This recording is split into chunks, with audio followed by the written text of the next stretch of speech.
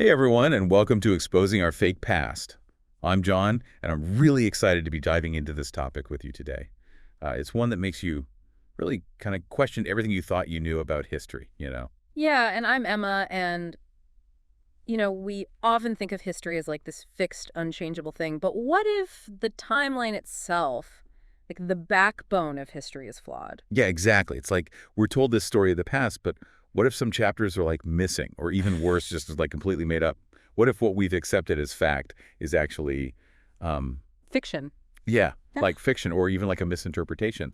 What we found in our research is that the commonly accepted historical timeline, hmm it might not be as accurate as we think. Yeah, that's right. And it's fascinating because the continuous timeline that we use today, it wasn't really established until the 16th century.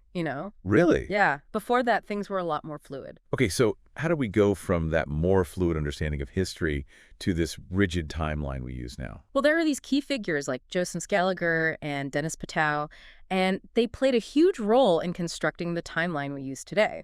Okay. It's often called like the Scaligerian timeline. Salutarian timeline. Yeah. It's basically the system of dating historical events that we're all familiar with, like BC and AD. Right. But their work, it relied heavily on biblical interpretations and astronomical calculations, which, weren't exactly precise back then. So they were working with the best knowledge they had at the time, but it might not have been totally accurate, right? Yeah. And how much did that affect things? Potentially a lot. Even a slight miscalculation in something like the equinox that could shift the timeline by centuries. Wow.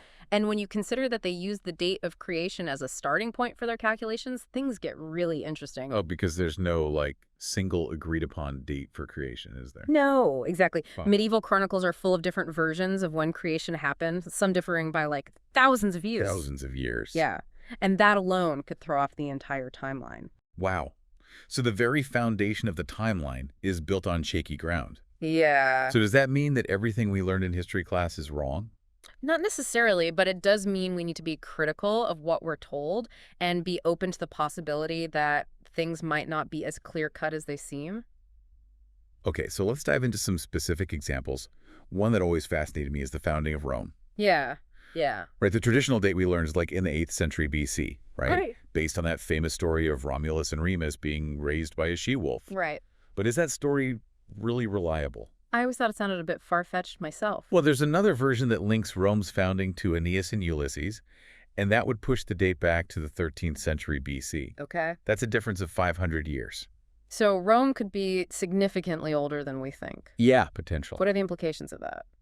Well, it could mean that a large chunk of Roman history, and by extension European history, is built on a foundation that's potentially centuries off. It makes you wonder how much of what we consider ancient history is accurately placed on the timeline. That's a huge deal. And what about something as fundamental as the year AD?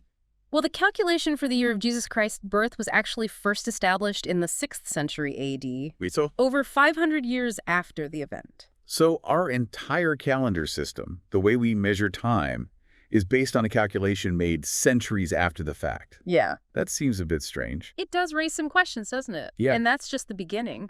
There's also the issue of the Star of Bethlehem described in the Gospel of Matthew. Right, the star that guided the wise men to Jesus. Right, but here's the thing. 20th century scientific calculations, they actually link that star to a supernova explosion that happened between 110 and 170 AD. Hold on. So the star that supposedly appeared at Jesus' birth actually exploded over 100 years later. How do you explain that?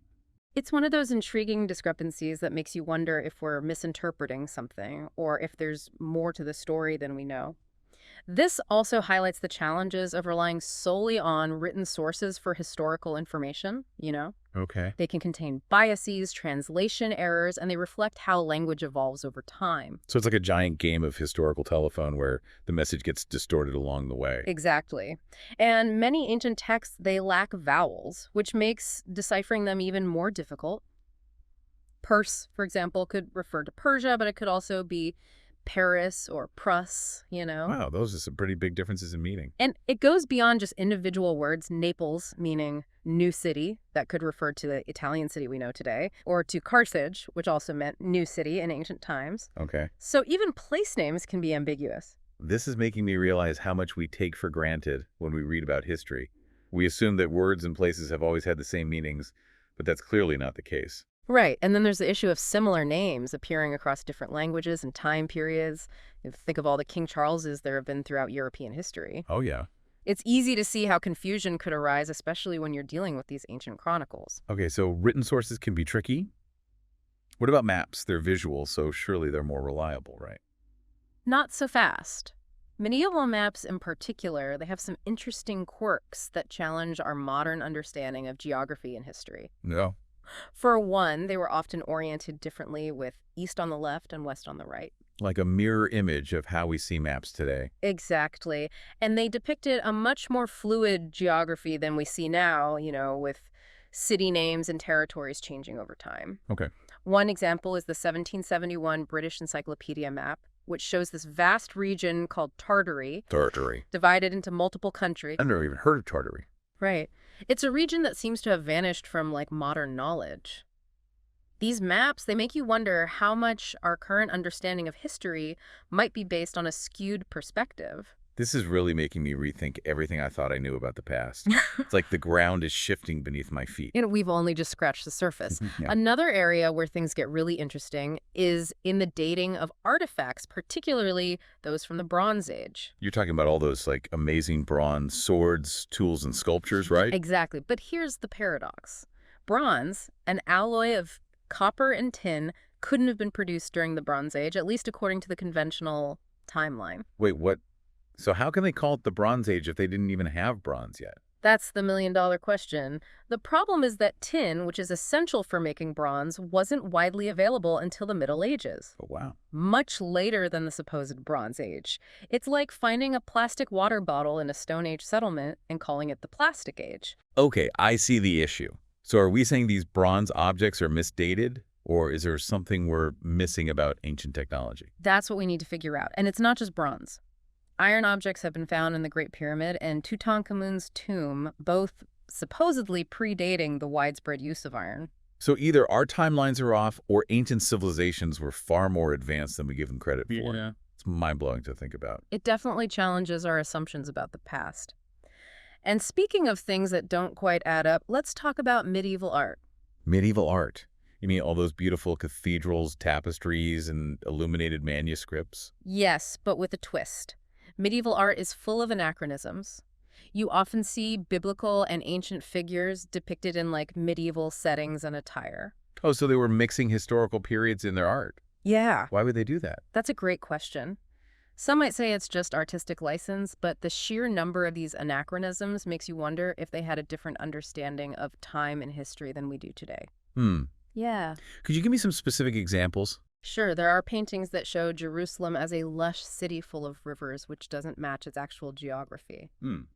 Maybe they just took some artistic liberties. Maybe. But then you have biblical scenes where characters are wearing medieval clothing and using weapons that weren't invented until centuries later.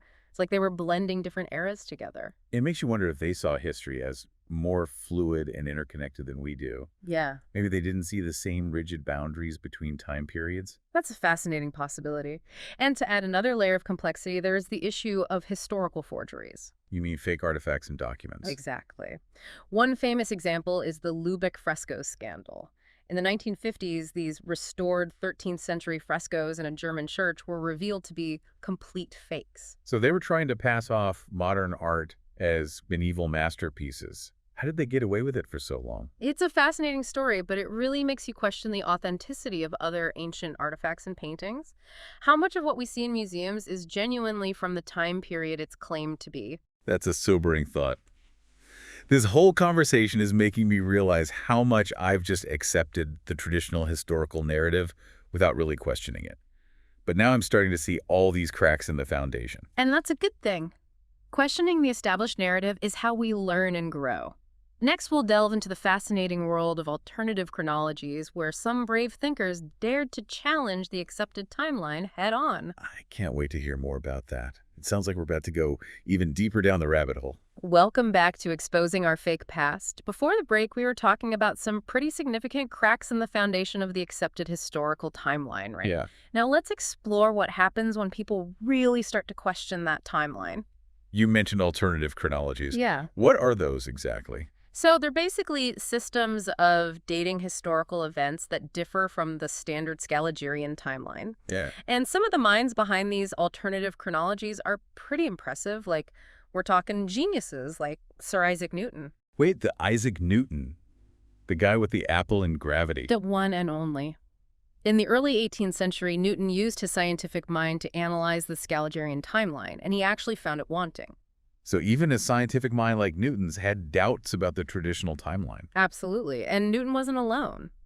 There was Jean Arguin, a 17th century French scholar who went so far as to claim that most ancient works were forgeries created by monks in the 13th century. Whoa, so he's saying that ancient Rome, Greece, Egypt, all of that was basically a medieval invention? That was his theory. Now, whether you agree with him or not, Hardouin's work forced people to question the authenticity of historical sources, and that's something we still grapple with today. Yeah, it's like he threw a bomb into the world of history and made everyone re-examine their assumptions. He did. And then there's Robert Baldauf, a 19th century German philologist who studied the works of giants like Homer, Sophocles, and Aristotle. Those are some of the biggest names in literature. They are. And Baldauf noticed something interesting. He found that their writing style was remarkably similar to that of medieval authors. He even found traces of Italian and German language influences in the Latin texts he was studying. So is he suggesting that ancient Greek and Roman literature was actually written during the Middle Ages? That was his conclusion. That would completely rewrite our understanding of literary history? It's definitely a thought-provoking one. Yeah. Now let's jump to another prominent figure, Theodor Mommsen, a 19th century German historian who was a key figure in the hypercriticism movement. Hypercriticism. Yeah. What's that? It was a school of thought that took a very skeptical approach to historical sources, emphasizing the need for rigorous analysis and questioning of traditional narratives. Right. Mommsen was particularly interested in the Roman timeline, and he pointed out some glaring contradictions in it, especially the 500-year discrepancy in the dating of Rome's founding. That brings us back to the Romulus and Remus versus Aeneas and Ulysses debate. Exactly. Mommsen believed that much of what we consider Roman history might be based on very shaky chronological foundations. So we've got Newton adjusting the timeline, Hardouin claiming forgeries, Baldauf suggesting medieval authorship, and Mommsen questioning Roman chronology. Right. They all seem to be pointing to the same idea that the accepted historical timeline is not as solid as we think. That's right. And this brings us to perhaps the most radical figure in the world of alternative chronologies, Nikolai Morozov. Morozov, tell me more about him. He was a Russian revolutionary who spent a staggering 25 years imprisoned in solitary confinement. Wow. And to keep his mind sharp, he immersed himself in studies of science and history. Talk about making the most of a difficult situation. Right. And after his release, Morozov became a prominent scientist and scholar. He developed a groundbreaking theory that the Scaligerian chronology, especially of antiquity, was artificially extended and that history needed to be drastically revised. How drastically are we talking? He believed that history might need to be revised all the way back to the 6th century A.D. Wow. Essentially, he proposed compressing centuries of what we consider ancient history. That's a huge claim. What led him to this conclusion? Well, Morozov believed he'd discovered evidence of phantom reflections in historical texts. Okay. He argued that the same events were recorded multiple times, but attributed to different eras. And this led to a kind of artificial lengthening of the timeline. So like historical echoes bouncing around and creating duplicates. That's a great way to put it. He suggested that these duplications were a result of mistranslations, adaptations, and, different interpretations of the same events by various chroniclers over time. So the historical telephone game strikes again, but on a much grander scale. Precisely. And Morozov didn't just look at events. He also found striking similarities between the biographies of rulers from different periods. Right. Similarities so strong that he thought they might be the same person. Wow. Yes. For example, take Augustus Caesar and Constantine the Great. Okay. Both rose from relatively humble beginnings. Both were known for their military brilliance and intelligence. Both were appointed successors by powerful figures, and both died under similar circumstances while on journeys. Wow. That's a lot of coincidences. Morozov argued that these parallels were too numerous to be mere chance. He believed they pointed to a fundamental flaw in our understanding of chronology, a flaw that could potentially rewrite huge chunks of history. Yeah, I'm starting to see why alternative chronologies are so captivating. It's not just about tweaking dates here and there. It's about the potential for uncovering a completely different version of the That's past. exactly it. And the implications are vast. Our understanding of cultures, languages, and even the origins of civilizations could be completely transformed if these alternative chronologies hold any weight. This is all so fascinating. But part of me wonders, does it really matter if the timeline is off by a few hundred years or even a few centuries? Does it change who we are today? That's a question that historians and researchers are still debating. But think of it this way. Chronology is the framework upon which we build our understanding of the past. Okay. If that framework is flawed, the whole structure of history becomes unstable. So it's not just about dates, it's about the very foundation of our historical knowledge. Exactly. And a shaky foundation can lead to misinterpretations, biases, and even the manipulation of historical narratives for political or ideological purposes. That's a bit unsettling. So by questioning the timeline, we're not erasing history, we're potentially uncovering a deeper, more accurate, and maybe even more honest understanding of it. Precisely. It's about enriching our understanding of the past, not denying it. Now, the question is, if these alternative chronologies are so compelling, why aren't they more widely accepted? Why do we still cling to the Scaligerian timeline? That's a great question, and it leads us to a discussion about the power structures that influence historical narratives. Yes. It's a topic that's both fascinating and a little bit controversial. It is, and we'll delve into that in the final part of our deep dive. We'll explore why questioning history can be such a sensitive and sometimes even dangerous endeavor. Welcome back to Exposing Our Fake Past. We've journeyed through the uncertainties of the traditional timeline and explored the captivating world of alternative chronologies. Yeah. It's clear that history isn't as straightforward as we might think. Right. And now we're venturing into perhaps the most sensitive aspect of this whole conversation, the forces that shape and sometimes distort historical narratives.